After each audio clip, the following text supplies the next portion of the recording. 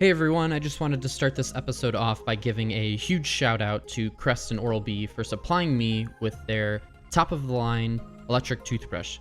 I never realized how much better and cleaner my teeth would feel after using an electric toothbrush over a standard manual one. It also made me realize that if I'm going to be an oral healthcare provider, I need to make sure I clean my teeth like one. And you should too. Take a look at the show notes for links to purchase your very own Oral-B electric toothbrush. I have links to 3 different models depending on how many bells and whistles you want. Every model has an oscillation and rotation motion that has been scientifically supported to remove more plaque. The upper models have Bluetooth connectivity to connect your brush to an app on your smartphone to track your oral hygiene habits. Help support the podcast and take your oral health care to the next level. Thank you very much and enjoy the show.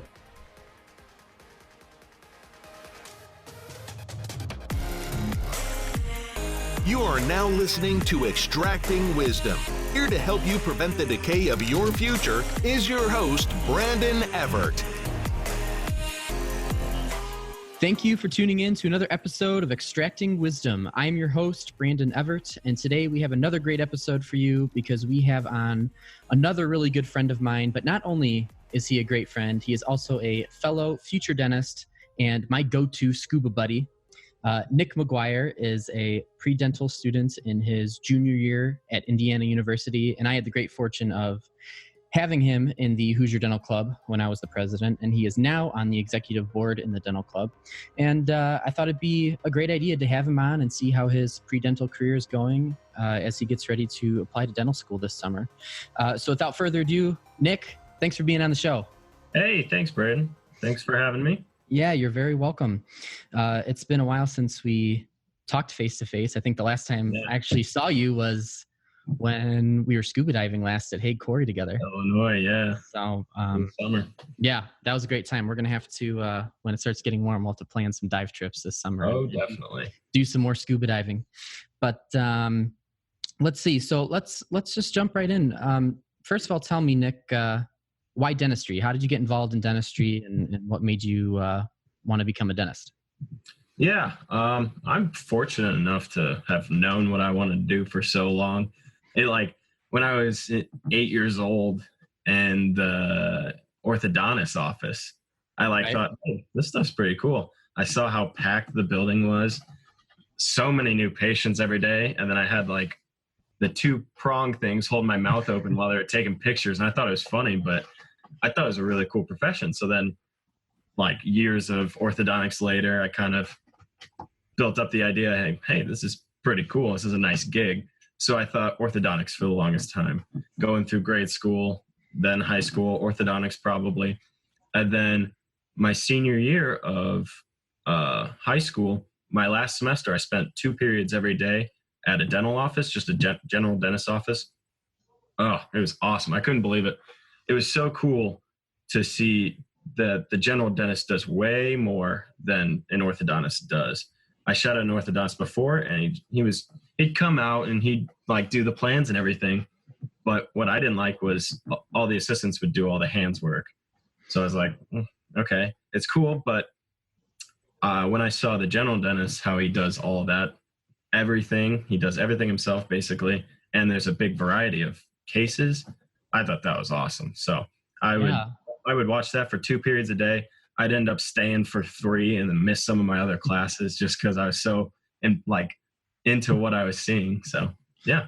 Right. Hey, that's an awesome experience, and you're definitely right. General dentistry is such a kind of a unique career because it really is what you make it to be. If you can do just the basics and be just fine, and there's tons of dentists out there that take CE and additional courses to offer their patients other procedures, implants, Invisalign, and sleep apnea, and all these other things. So it's really unique that you can do so many different things, and no day is ever the same, which is really cool. That's right. Totally.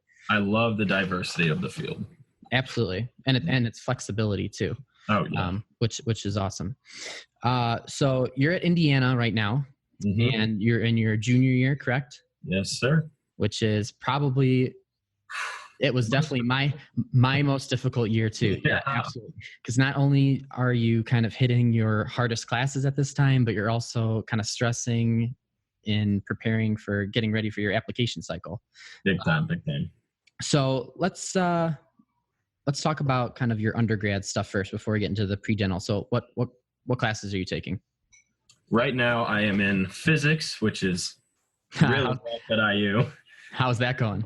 It's going all right. I've got an A- in the class. I'm trying to get it up before the final or after the final, but I'm just happy with this at this point with physics at IU because math is not my strong suit. Yeah, I remember taking that too.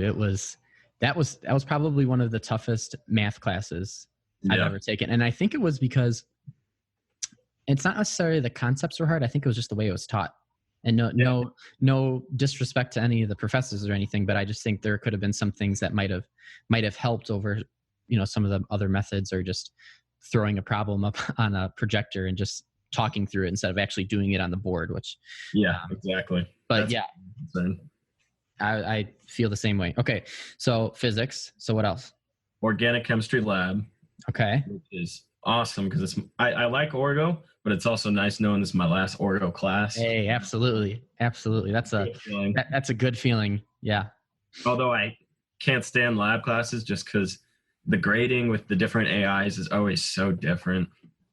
I have so many friends with just like their AIs are super easy and then they get A's on everyone, and I'm over here struggling for an A. Yeah, it really is. I had those same issues as well, but hopefully it'll all get normalized at the end. The professor will take a look at all the AIs and kind of adjust grades and stuff. So don't worry too much about that. But doing well though, so I'm not stressed. And then I am in my third semester of sign language, American Sign Language. Awesome.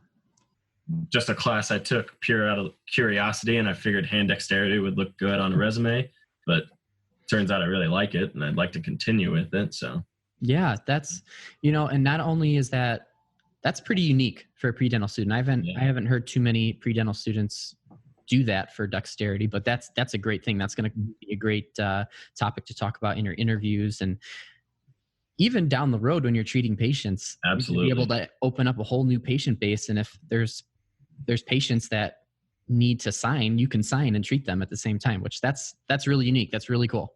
Absolutely. And through like the deaf culture I've learned in that class, deaf people, if there's a doctor or a dentist that knows even a little bit of signing, they tell all their friends to go there because it's such a close community with them. So that opens up another thing that I'm just thinking down the road. Yeah, that's very cool. And then I don't know if I have two more or one more class. And then I'm taking advanced scuba. All right. So tell me how that is. I'm jealous. That's just a blast, man. That is easily my favorite class. Those scuba classes at IU are just such good stress relievers. Yeah. And that's an important thing too, especially when you're going through a rigorous course load. You got to make sure you have a class or two in there that, is not so stressful and science heavy. It's good to get your mind off of things. Absolutely. It's just 2 hours every day where I'm just chilling. Like the instructors are all super cool. They're all just grad students. Yeah. And I'm making friends through that. So very cool. I love that class. Yeah. I'm going to have to, at some point, get my advanced certification too, so we can do some 100-foot shipwrecks and stuff together. Oh, heck yeah. Yeah. Lake Superior, I think it's Lake Superior, has really good shipwrecks. And since it's cold water, it's like perfectly preserved. Yeah. The only bad thing is that it's cold water. Exactly. we're gonna need some super thick wetsuits to get down there. But yeah, that'd be awesome if we can plan that sometime. It'd be sweet. Definitely. So do you have any other classes besides that? I think that's my only course load. Yeah. For the semester. Okay. Good. Yeah. Good. Physics and orgo take up most of the time. Yeah, totally. Well, which is good because you can devote more time to those subjects. Exactly.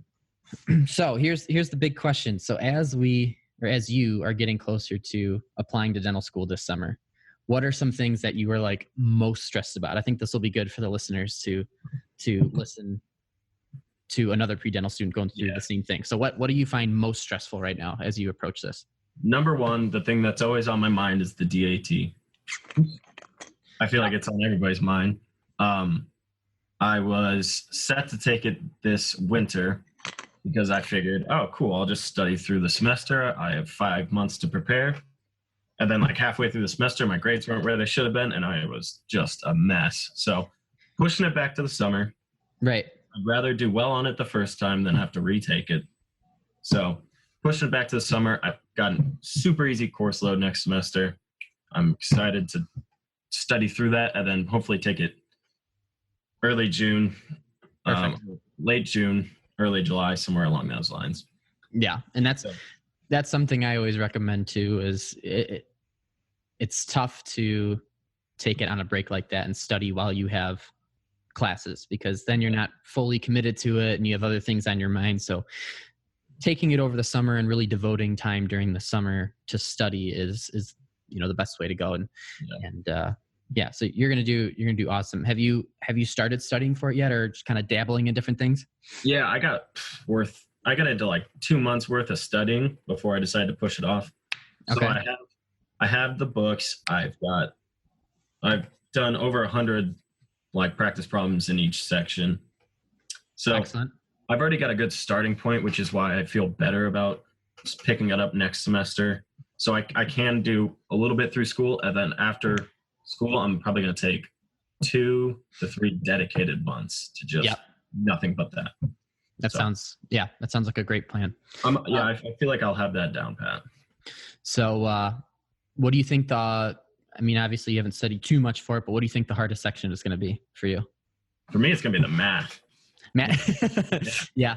No, that was my worst section on the DAT, actually. Yeah, I'm sure that'll be mine too. And simply because, number one, it's math that you haven't seen in forever, and number two, it's the last section on the DAT. So you're going to be mentally you're going to be mentally drained at that point, and it's a doozy for that math section. But plus, I was never good at the math for like SAT or PSAT stuff. So it's you're gonna have to put a lot of work into those. But you feel fine with the PAT? Yeah, I feel like PAT is gonna be cool. I'm pretty good. I feel like I'll be all right with that part. I'm obviously gonna put a lot of attention to it, but I don't think it'll be too terrible.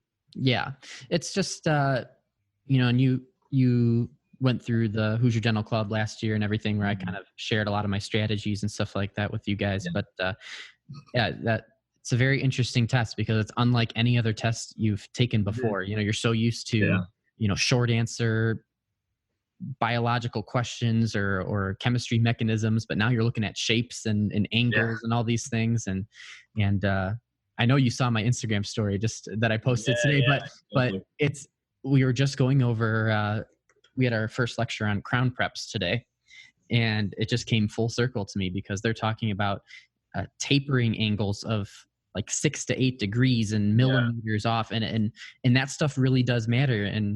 And the PAT kind of tests that, how good your eye is and how good you are at paying attention to detail. So, a lot of pre-dental students will say, well, why do I even have to take this exam? It doesn't seem like it has anything to do with dentistry, but it does. It does. It's definitely a vital section. So that's the one of the tests that I'm actually looking forward to, because I feel rather than knowing all the different types of subjects, I figure out the strategy, and then it's almost like a puzzle as I go along, and I just see how good I can get while coming up to the DAT. Coming up to the DAT, and see if I can figure out ways to do it. So that's that one. Of course. Yeah. And I've done videos on my YouTube channel, and I have my podcast posted there, but I've also done some walkthroughs and stuff on my YouTube channel. So you can go ahead and just check that out if you ever want to. But in some previous podcast episodes, I've talked about some of the strategies and stuff like that, but it really is, you have to come down to, or come up with a procedure or some sort of, method for solving these problems, and approach every single problem in the same exact way, and you'll cruise right through. It's just a matter of practice and repetition and understanding the questions. So you are going to be just fine, my friend.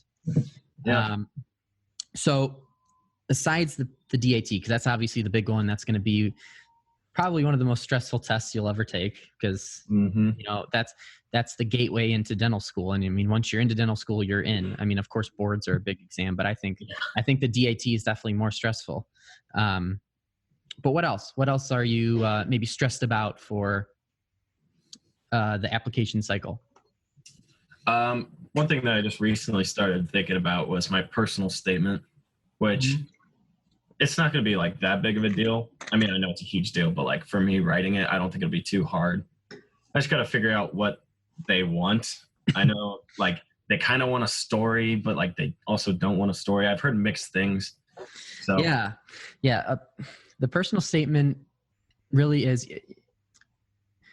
the one thing I would say is you don't want to be cliche. Like a lot of people say, "Oh, I want to be a dentist because it was fate," or I've always wanted to be a dentist, which is great, and which you said, and I knew from a very early age that I wanted to do something in the medical or dental field.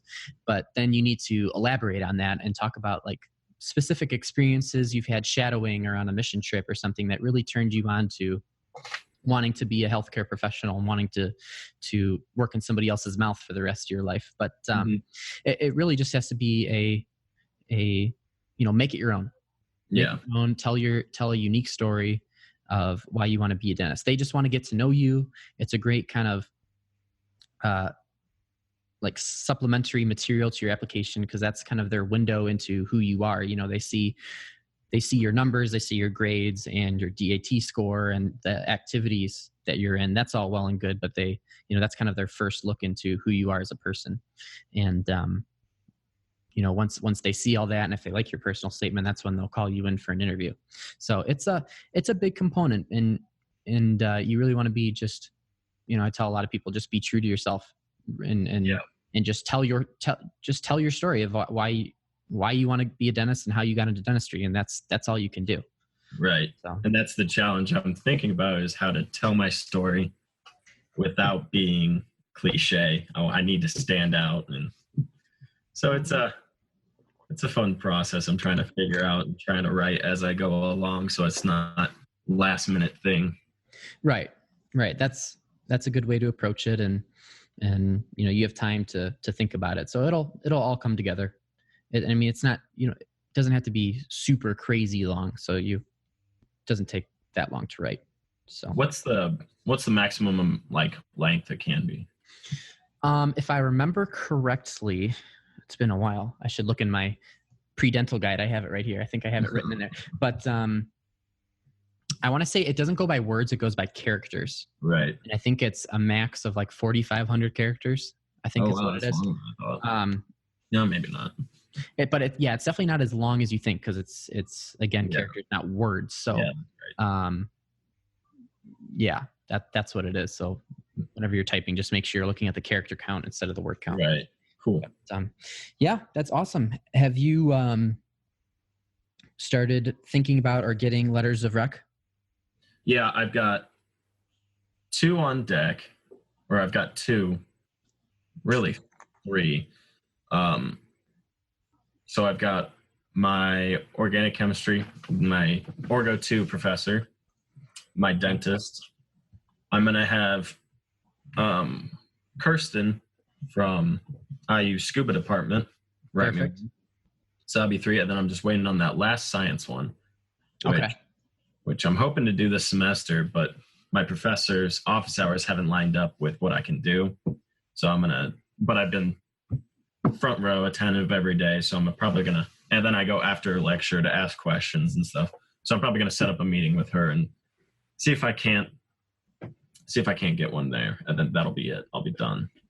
Awesome. Yeah. You just brought up a really key point too, for all you pre-dental students listening. If you have a professor, and a lot of the science professors are sometimes hard to create a relationship with, just because one, the classes are huge, and 2, those classes are filled with pre-med and pre-dental students that are all, they're gunners. They're trying to get the highest grade possible. So then they're going to go to office hours, and their office hours are full, or, they might not align with your class schedule. So the next best thing you can do is exactly what you said. Sit in the front row, get some FaceTime with them, ask them questions, and then more importantly, schedule that one-on-one time with them, so they get to know you on a one-to-one basis, and start to form that relationship. And then when you go in there, you can tell them that you're thinking about going to dental school, and see if they're interested in writing you a letter of rec. So that's awesome. That's great way to approach. And I feel that a lot of science professors get a lot of, like, they get asked that a lot to write letters of rec.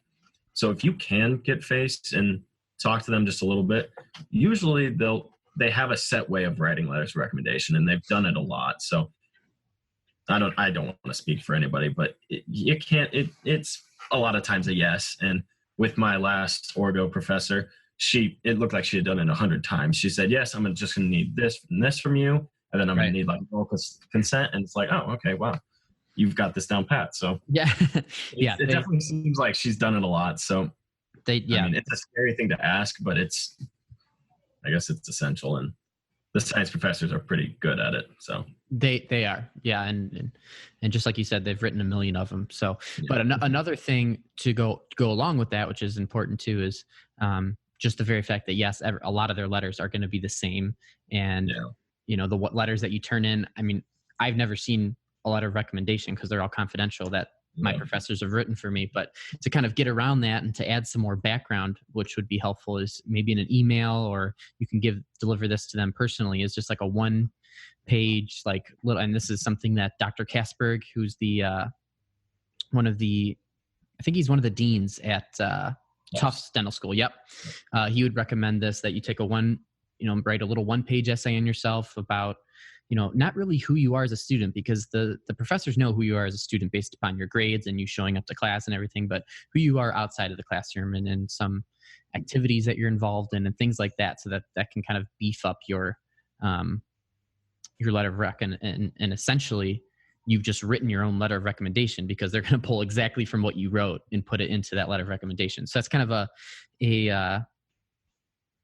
a sneaky way, I guess. I don't know, a creative way, I guess, is a better term to make sure that your letters of recommendation really stand out. Yeah.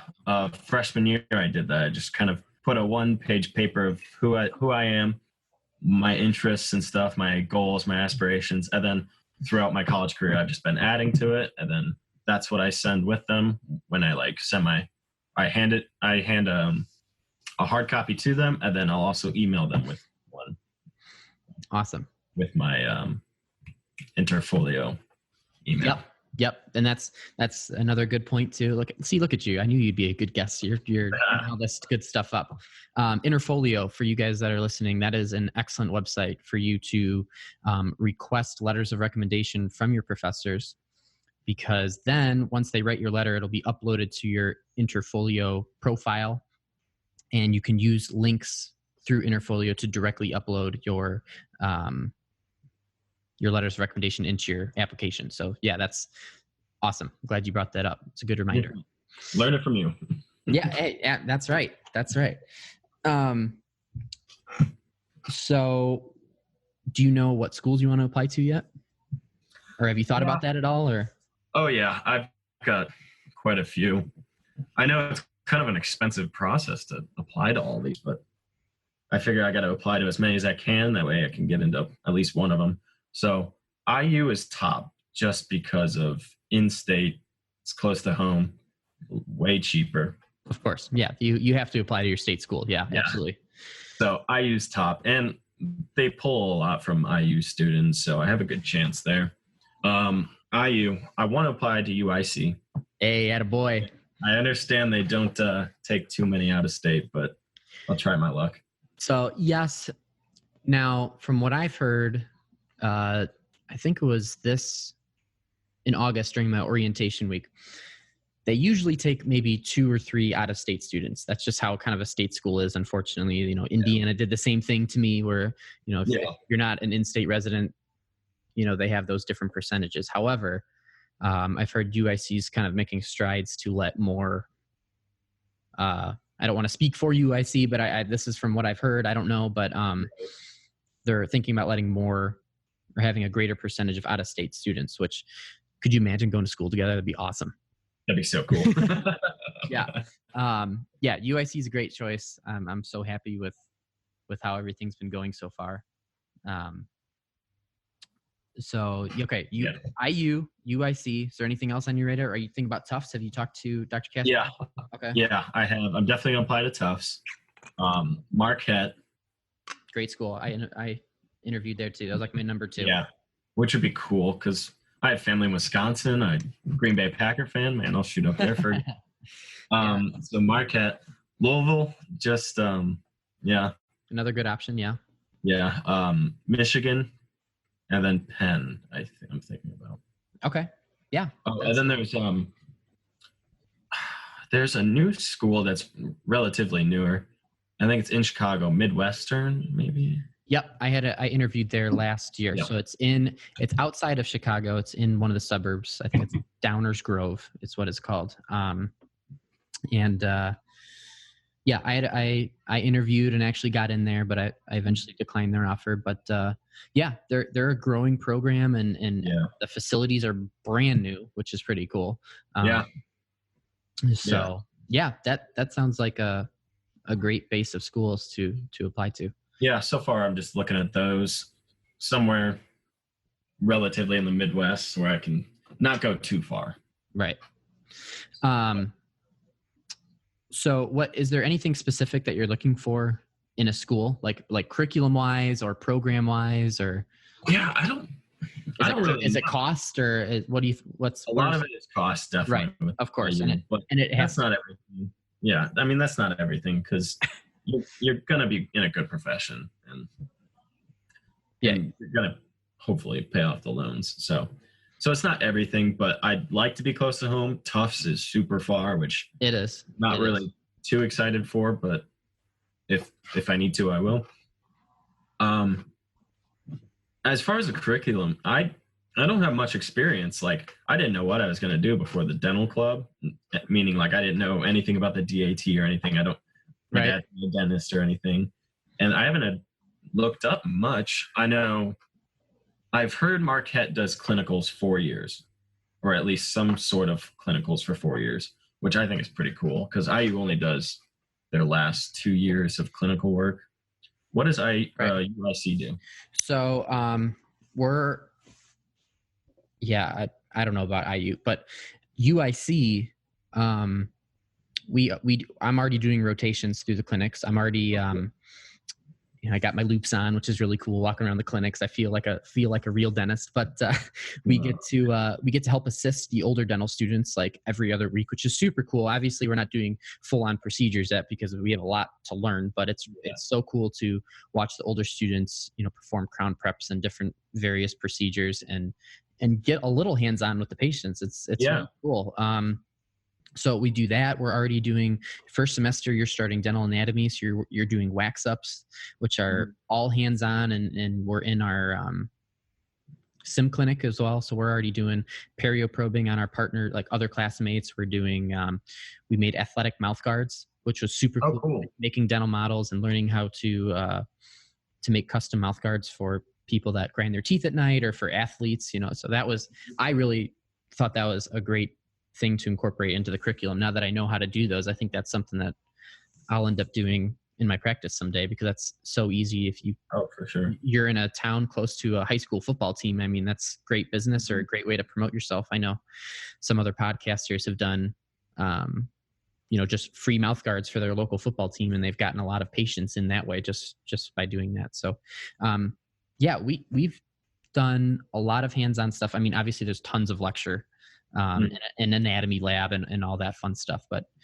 we're very hands-on, which awesome. I really enjoy because obviously you're coming from undergrad and that's pretty much all lecture except for your scuba diving, of course, but it's a nice break in the day when you have 200 slide PowerPoints and you have to sit through all those for hours and hours, all morning. Nice to have a change of pace because we'll switch in the afternoon over to clinical stuff.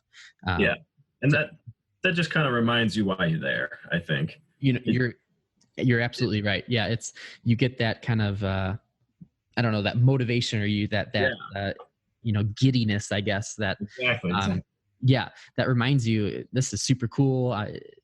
This is why I'm being a dentist. It's not just the schoolwork at this point. I'm working towards this. Right. And you can watch the older students do it and you want to be them. And it also makes you realize that all the science that you're learning throughout all of undergrad and then all throughout dental school, it matters. It really does. There's so much science behind dentistry, and obviously it can be boring and you're going to nod off during a lecture here and there, but it reminds you that it's all worth it, and all of that you're learning in the classroom will be applied to the clinic. So, yeah, absolutely. And I know Marquette does that too. Tufts does that. So a lot of programs will get their students into some sort of clinical setting or sim setting as soon as possible, Right. which is awesome. So I bet Chicago has a better patient pool too, where you're at. we have tons of patients. Yeah. Tons of patients. I mean, I should really look up how many patients we have. I don't know the exact number, but there is no shortage of patients. And when I walk into school every day, I get to school, class starts at 8 and I'm in there around like 7:30, 7:45, and there's already patients, sitting in the clinics waiting to be seen. So, I mean, it's excellent for students because they get so much practice. And I see students in the lab every day pouring up models, making dentures, making, various types of appliances. So it's really cool. That's definitely one of the advantages of being in a dental school at a bigger city is the larger patient base. That's what I've been thinking about for UIC. Yeah.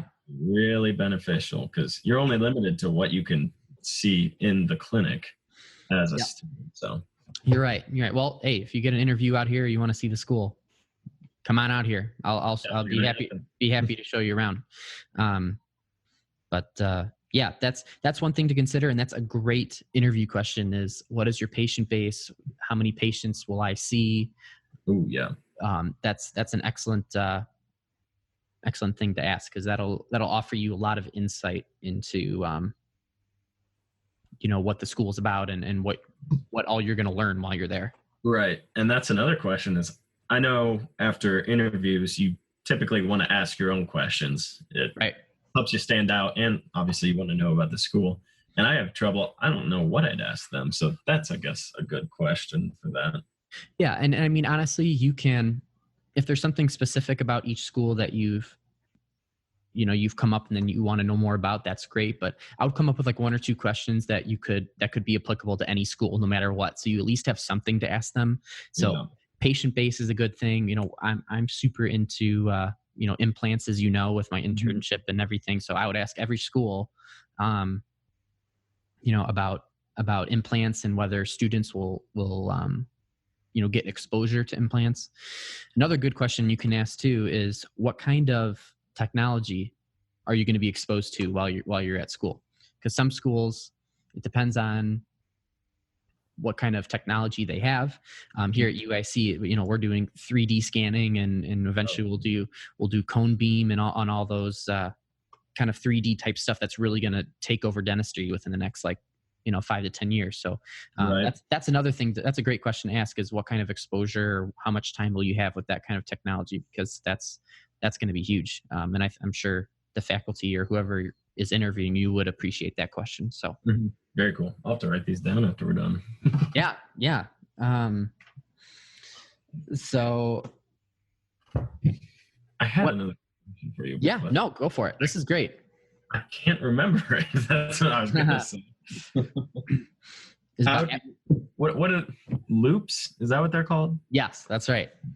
Ooh, when I saw that picture of yours, oh my goodness, dude, I was so excited. I was like looking up the company you got them for. I was designing my own, even though I'm not even in there yet. Yeah, loops are very, very cool, and I was, ever since day one of dental school, I was just waiting to get them and waiting to get fitted for them, just because that's like your rite of passage into dentistry, getting your loops. But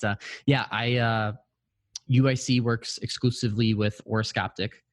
So that's the company that kind of that UIC works with, and that's where we got our loops from. And it was really cool because they had all these different options that you could choose from as far as the frames go. You could go with the sportier frames. Of course, that's what I went with, the carbon fiber color, which looks awesome.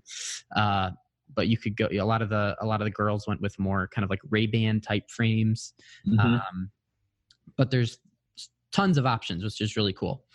And then you got to choose your light. So whether you want a light with a cord and a battery pack that goes on your hip, which offers some advantages where it holds a charge longer, it's brighter, but then you got a cord dangling over you, which to me, that and I mean, it doesn't bother a lot of people, but to me, I wanted to go wireless. So I got the wireless light where all I have to do is touch it with the back of my hand and it goes on, which is pretty neat. Yeah.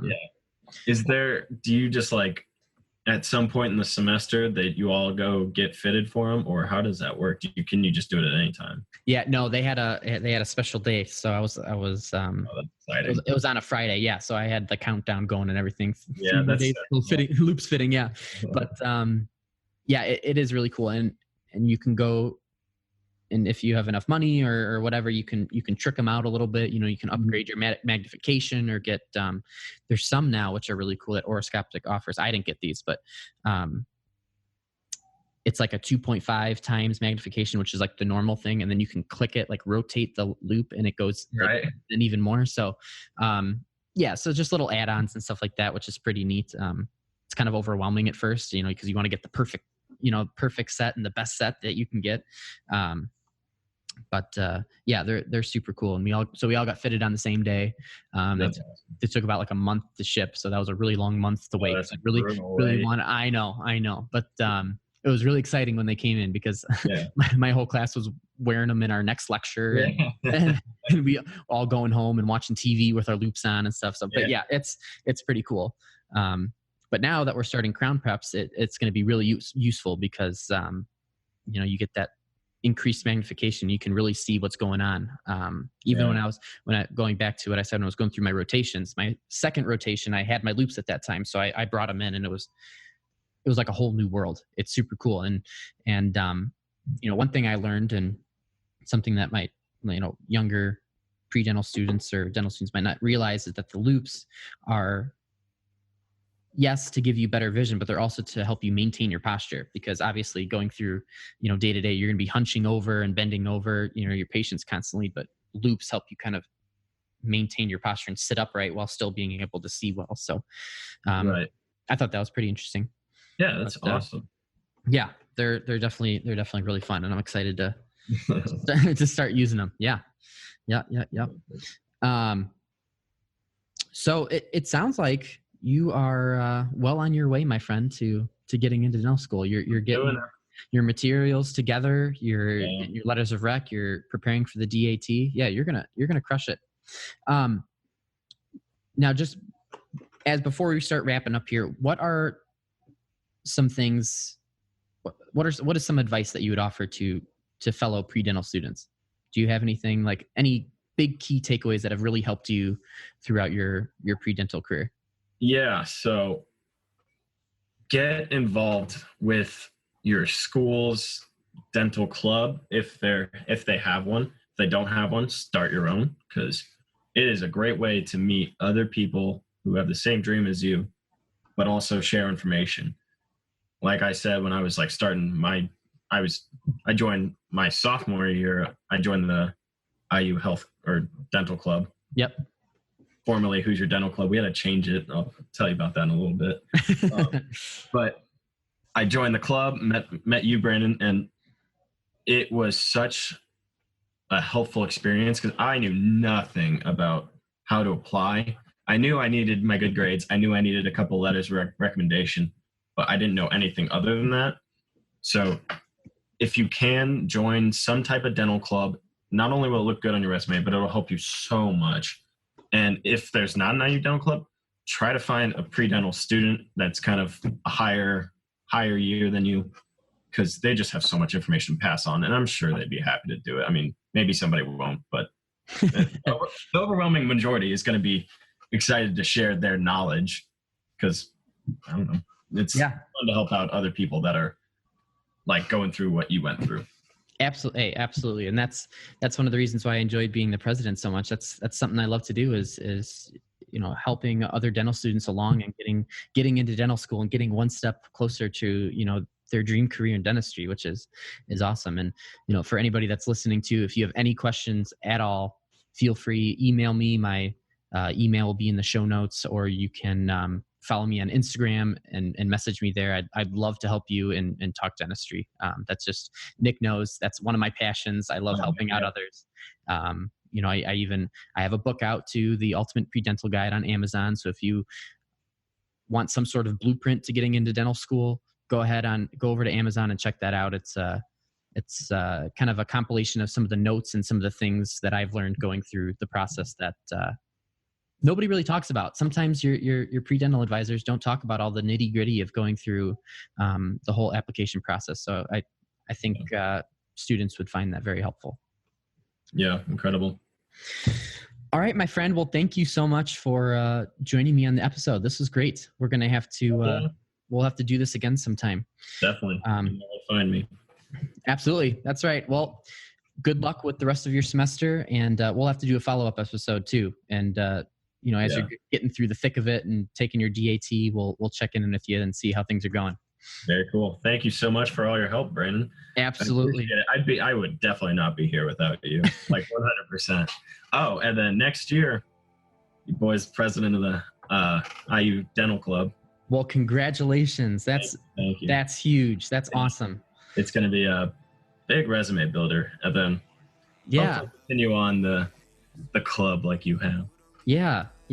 Keep it going. Don't let it die. Let it die. I'm trying my best. Yeah. And if you ever need any help, even this year too, if you want to Skype me in for a meeting, do a Q&A session or something, I'd love to do that as well. So that'd be awesome. We definitely will have to do that. Yeah. Keep that in mind. And All right, Nick, thanks so much for being on the show, man. We'll see you later. All right. Thank you so much, Brandon. Talk to you later. Take care.